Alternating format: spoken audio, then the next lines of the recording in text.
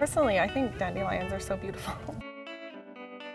Did you know that some weeds are actually edible and packed with nutrients and flavor? Yeah, and honestly, by the end of the summer, I know that this yard is going to just be barren except for these gorgeous green weeds. We're here in the backyard of homeowner Megan Molyneux. She's a chef, grad student, and urban forager, and she's going to talk with us about 3 common weeds you can eat and cook with. Megan, thank you so much for being here today with us to talk about this wildly unique and uncommon hobby of yours. And tell us, what is a weed?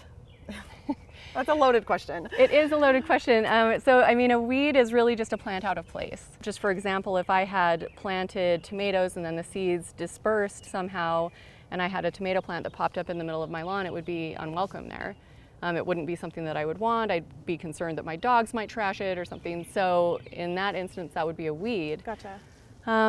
Whereas there are people who, cultivate things like the dandelion in order to sell it. So in that circumstance, it's not a weed, even though popping up in my lawn around here, it's considered a weed because it's a plant out of place. Okay, gotcha.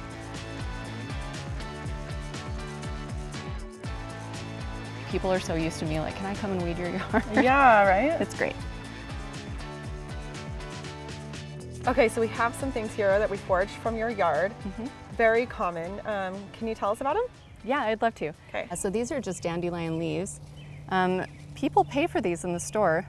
It's a powerhouse of nutrition, more nutritious than kale or spinach, but it gets better. And actually, the flower of the dandelion's actually sweet. So you can try that. Yeah, that's what I did. I just would pull out all the petals. It's a lot of work, but it's worth it. Work, but worth it.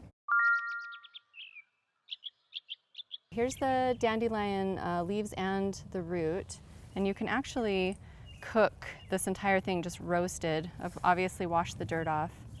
And then, give it a little bit of oil, salt, and pepper and roast it in your oven, and it's amazing. It's really delicious.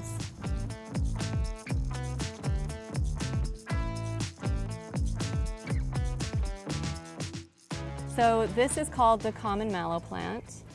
I see that everywhere. Yeah, everywhere, right? I didn't even know what it was called. Common mallow. Common mallow. Every part of this plant is edible. When you process this plant by either cooking or crushing, it will create a gelatin-like substance. Of interest to me are these, they call them cheese wheels, but it's actually these little pods that are the base of the flour. Okay. You can do so much with these. So I actually like to take these and toast them, and then I can put them in salads, and they're so delicious. Oh, wow. Now, if you tear off the green section on the outside, Okay. you'll note that it's actually sweet. It's just like a little button. It is, and you can see why they call it a cheese wheel, because it has these little sections. It's segmented. But it has kind of a sweet marshmallowy flavor. Totally.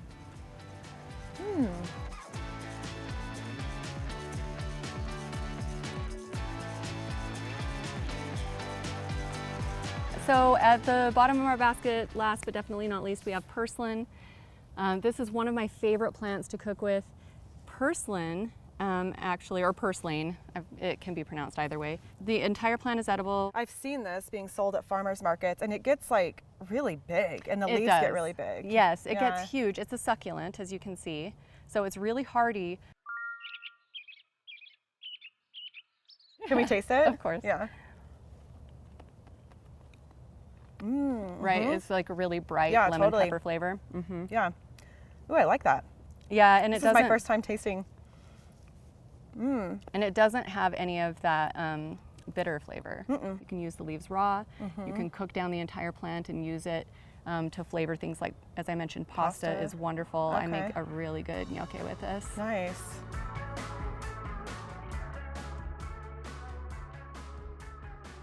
We wanted to do this video with you because you've done this, but we don't want to just tell any of our viewers go outside and eating weeds. Yeah. So can you just talk a little bit about some of the precautions to take, safety? Yeah, absolutely. So just a good rule of thumb: if you're not sure what it is, don't eat it. I have, as you mentioned, I've been doing this a long time, so I know what the lookalikes are and I know how to avoid them. But you don't start out knowing that. You start out just first identifying the plant, and then as you go along, you learn like, oh, this has a slightly different stem.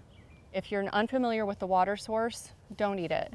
So I became really comfortable calling parks departments and asking about their water sources. Like, what kind of water are you using to water in here? Know if there's pesticides or herbicides that have been used on or around the plants, and if that's affecting the water source as well. And then also, if you're not sure what it is, just don't eat it. This just feels like a gift to me. Yeah.